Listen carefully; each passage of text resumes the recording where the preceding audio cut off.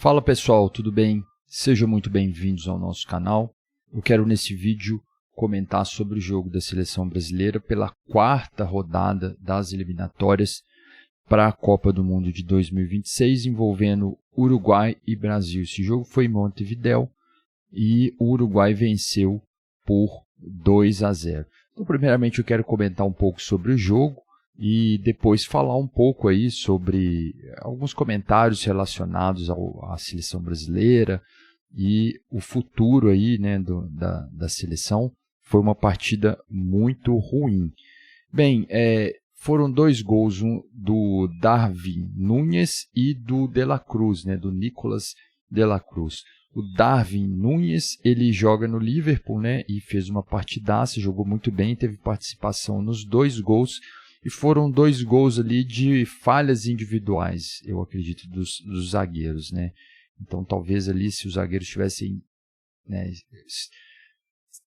mais bem posicionados, ou tivessem tido mais sorte talvez nos lances, esses gols poderiam não ter saído.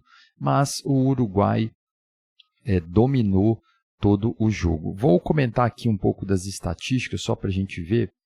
Olha, a posse de bola, o Brasil teve 61% contra 38% do Uruguai. O Brasil não chutou nenhuma vez a gol, isso aí realmente foi incrível. Eu, particularmente, nunca vi um jogo da seleção brasileira onde isso aconteceu. Foi uma derrota realmente histórica. E aí, o Uruguai chutou duas vezes, né? O número de cartões amarelos 5 do Brasil contra 3 do Paraguai, né? Faltas 18-16, né, para o Uruguai, escanteios 2 de cada lado.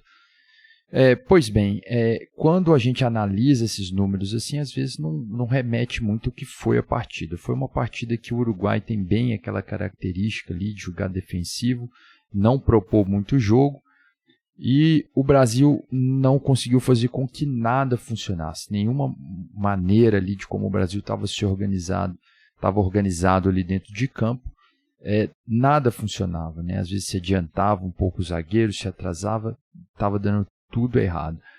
E eu me arrisco a dizer que talvez esse foi o pior jogo da história da seleção brasileira.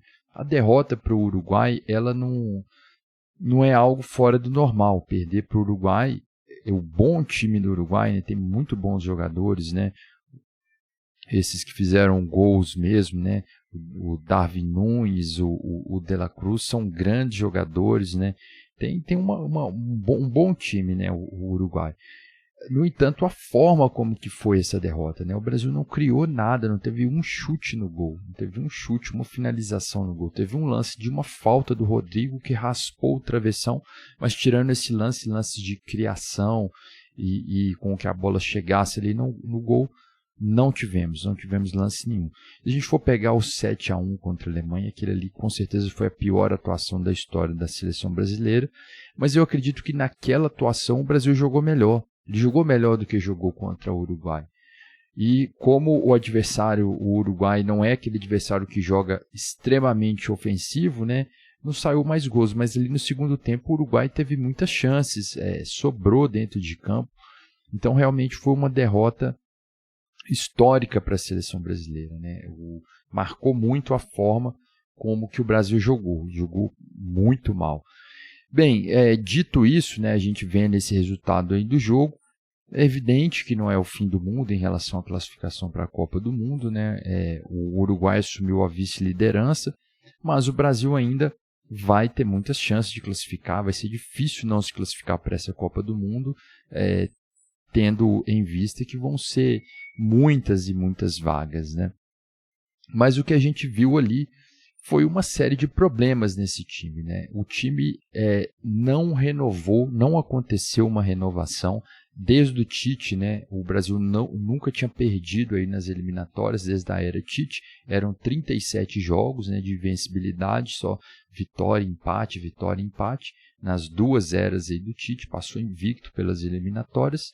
E agora, nessa era do Diniz, já são 4 jogos, um empate e uma derrota. Lembrando que aquele jogo também contra o Peru, o gol saiu só no finalzinho, se ficasse ali 0-0, um empate ali, ou vitória do Peru, não seria nada de estranho e anormal.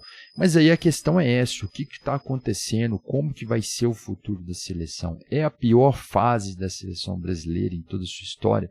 Eu acredito que com certeza. Com certeza, desses times aí todos que já, esses jogadores todos, esses grandes times aí que vestiram, né, essa camisa, a amarelinha ali, esse com certeza é o pior time, né, a pior fase que a seleção está. Então a gente vê que não tem um time organizado, né, um amontoado de jogadores ali, que eles tentam de alguma forma entender aquilo que é a filosofia do Fernando Diniz, uma filosofia de jogo diferente do que eles estão acostumados, mas na prática não sai nada.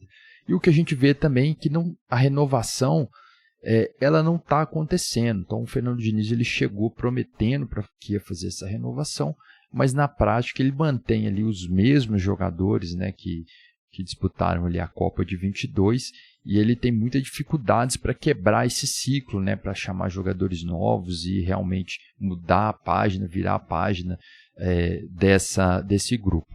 O Neymar ele saiu lesionado, né, ele teve uma lesão no joelho, e durante aquele jogo lá em Cuiabá, a gente vê que ele fez de tudo para não atuar no Uruguai, né? Ele tentou ali, forçou ali levar o cartão amarelo, não levou, se levasse o terceiro, né, estaria suspenso, e não atuar, né? Não conseguiu, teve que atuar, e logo no comecinho ele já se machucou, né? Então a gente vê assim, o Neymar ele está muito fora de forma, né? Ele não é mais aquele jogador rápido como no início da carreira, né? Já não tem mais aquela mesma saúde do início da carreira, e ele não soube ali como se modificar ali, né? Vários jogadores a gente vê que às vezes o cara era lateral, ele passava a jogar no meio campo, o cara era atacante, ele jogava um pouco mais recuado. O próprio Adriano, quando ele chegou no Brasil, ele era um centroavantão ali quando jogava na Inter de Milão. Quando ele veio para o Flamengo, ele jogava ali muitas vezes de centroavante, em momentos-chave ali do jogo, mas em vários momentos ele jogava um pouco mais recuado e fazia ali a função de um camisa 10, de um meia armador. Então foi mudando, evoluindo a posição ao longo da carreira. Então, grandes jogadores a gente vê fazendo isso. O Neymar não fez isso. Ele ainda é o cara que é marcado pelas arrancadas, por aqueles dribles, só que não consegue mais fazer isso. Então, tem esse problema sério, né? Essa dependência do Neymar, o jogo em cima do Neymar, que não deixa as coisas acontecerem. Eu acredito que o Neymar ali no meio-campo, ele prende muito a bola e deixa ali, de certa forma, obsoleto ali o Vinícius Júnior, né, na esquerda ali, porque sempre o Vinícius Júnior é um jogador que tem mais característica de sair em velocidade, mas a bola quando chega no Neymar para, e ali não consegue ligar o contra-ataque rápido. Então essa é a situação. Eu acredito que o Fernando Diniz não é o culpado por tudo, né? Ele está chegando agora, é um bom treinador, mas de forma geral é preciso se pensar essa seleção com carinho, né? A CBF e todo mundo que está envolvido ali, tratar com mais respeito a seleção brasileira. Eu torço muito para que o Ancelotti venha, o momento é delicado e o Ancelotti seria um técnico que com certeza faria diferença, seria muito bom para o futuro da seleção brasileira. Então é isso, Uruguai 2, Brasil 0. É uma das piores atuações do Brasil em toda a sua história. Pode ter certeza que esse jogo foi terrível realmente. E a gente espera que a coisa melhore daqui para frente, que haja uma renovação. Eu vou colocar uma foto aqui que estou circulando muito na internet, de o pessoal falando, né, os atacantes que foram chamados para a seleção brasileira, que marcaram poucos gols, né? Marcaram 3, 2, 9 gols, né? E as promessas aí do futebol brasileiro que não foram chamados e que durante a temporada marcaram muito mais. Então esse é um outro detalhe também, né? Às vezes demora muito para chamar essas promessas, sendo que a eliminatória ali já era o momento para esses caras estarem estreando e estarem se acostumando ali a vestir a camisa e realmente modificar esse grupo, né? É isso que é necessário nesse momento. Então é isso aí, eu fico por aqui, um abraço a todos e até a próxima.